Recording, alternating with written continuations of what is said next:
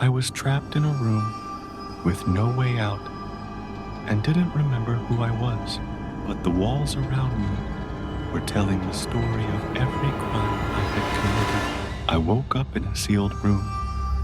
No windows, no doors, only a dim light shone straight down from the ceiling, flickering as if about to go out completely. I didn't remember who I was, didn't know why I was here. No phone, no clock, and no one else in this room. I tried banging my hands against the wall, screamed, but there was no echo.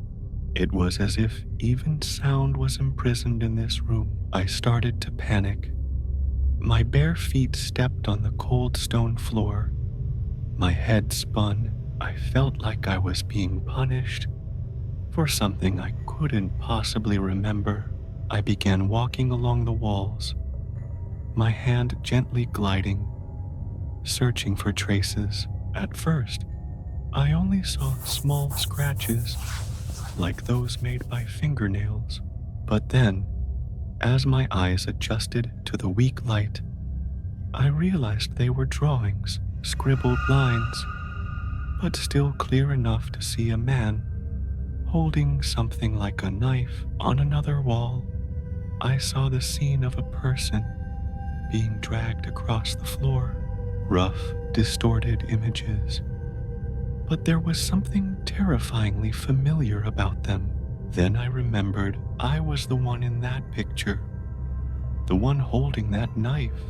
Each scene appeared vividly. I strangled a woman. I stabbed a child. I couldn't believe that I was the one who had done those things. In a state of confusion, I screamed, clawed at the wall, trying to erase those drawings. But the more I did that, the more new lines appeared on the walls. Then I heard hundreds, thousands of whispers echoing in my head. They blamed me, cursed me, reminded me of every face I had killed. And when I collapsed in exhaustion, I realized this was not a real place. This was the prison of my mind, where my soul was being confined for the unforgivable. I didn't know how long had passed. Time no longer had meaning for me here. I didn't die, but I didn't live either. I no longer felt anything in my body. All I had left were memories, haunting, wrapping around me like vines that bound me tightly. People often dreamed about magic lamps and 3 wishes. But what if those wishes turned into curses? I was Kevin, an office worker living alone in a small house in the suburbs. That day, on my way home from work, I passed by a roadside dump and was drawn to something glittering in a pile of old junk. It was a porcelain teapot with chipped glaze and faded patterns. But something about it felt like it came from a fairy tale. A faint light seemed to flicker from it, strangely pulling me in. I picked it up, brushed off the dust, and decided to take it home as a decoration for my bedroom. That night, I dreamed of a soft whisper in my ear. Rub me. 3 wishes will come true. I jolted awake. The room was still pitch dark. The teapot sat quietly on the shelf. I turned on the light and stared at it, a curious feeling welling up inside me. I picked up the teapot, thinking of the old tales I had read, and rubbed it. Nothing happened. I laughed at myself, feeling silly, and went back to sleep. The next morning, just as I stepped out the gate, the neighbor's dog rushed out, barking furiously. Why don't you just drop dead? When I came home that evening, I froze. The dog was lying stiff and lifeless right in front of the house across the street. A strange, indescribable feeling crept over me.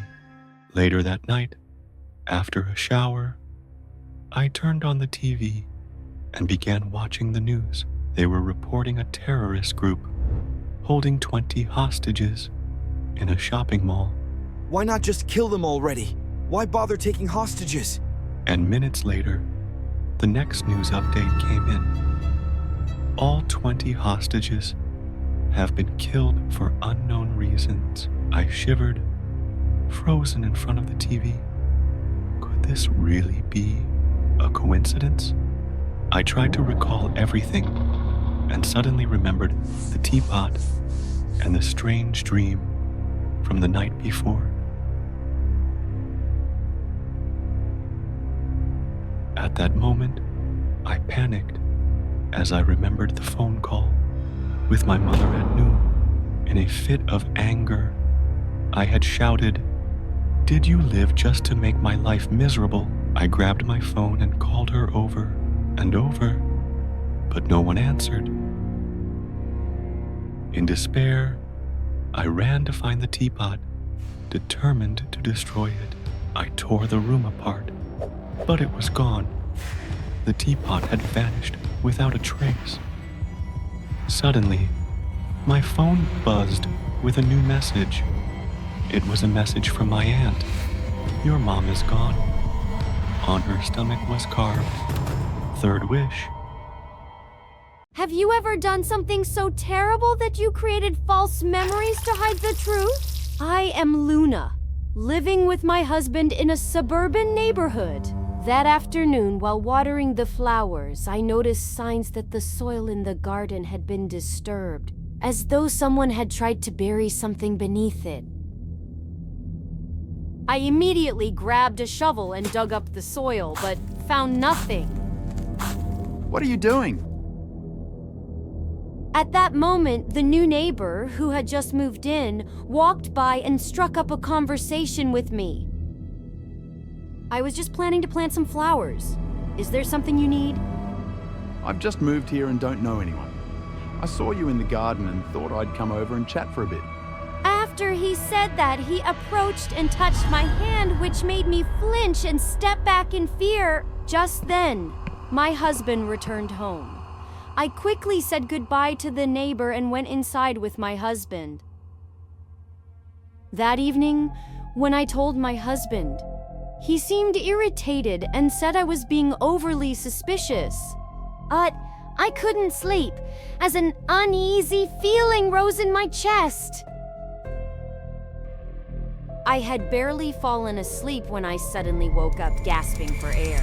My husband's face was right next to mine, his hands tightly around my neck, his eyes filled with hatred.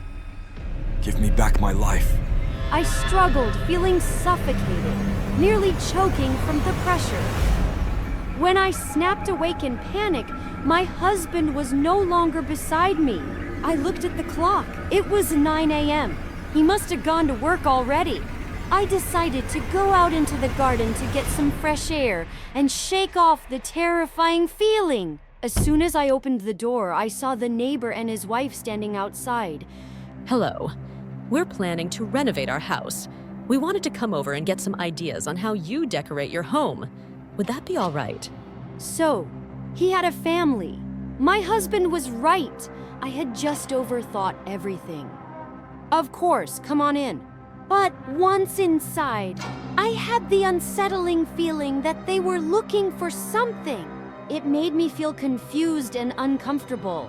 When we entered the kitchen, the neighbor opened the refrigerator and his expression changed instantly. He turned to his wife and screamed that there was a body in the fridge. Suddenly, a sharp pain shot through my head, and countless memories flooded back. A few days earlier, I had discovered my husband's affair, and during an argument, I had unintentionally killed him. To avoid being caught, I hid the body in the fridge and dug up the garden to bury it. But overwhelmed with grief, I had completely forgotten what I had done.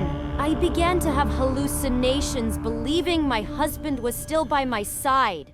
I could never forget the tense moment when I had to struggle with a murderer, and the truth about the person behind it all broke my heart. That afternoon, when I came home, I immediately sensed something was wrong as I looked toward the bedroom. I had a habit of opening the bedroom curtains right after waking up, but now they were drawn shut. Feeling uneasy, I slowly walked into the room to check. The moment I stepped inside, a man suddenly appeared from behind the door. He lunged at me, swinging a hammer at my head, causing me to lose balance and fall to the floor. "Who are you? What do you want?" The stranger said nothing and continued attacking me. I tried to calm myself and remembered the self-defense lessons I had learned in a training program. I screamed loudly for help to distract him while scratching and clawing at him. Then I gathered all my strength and shoved him hard, slamming him into the wall. Without wasting a second, I ran outside, shouting for help from the neighbors. But just as I reached the living room, he suddenly grabbed me and pulled me back, throwing me to the floor. Although the man was tall and large, I outweighed him significantly. Taking advantage of this, I quickly stood up and pushed him forcefully once more. This time, he sprawled on the floor. I immediately climbed on top of him and tightened my hands around his neck. "Who sent you here?"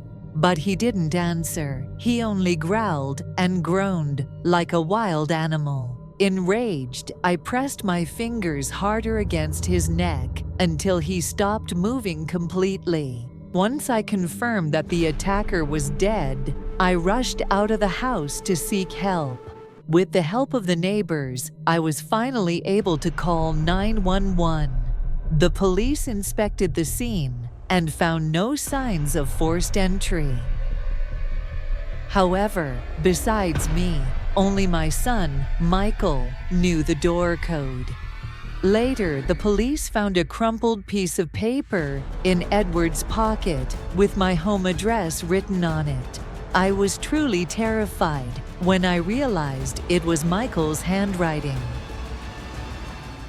Following this clue, the police quickly arrested Michael for questioning.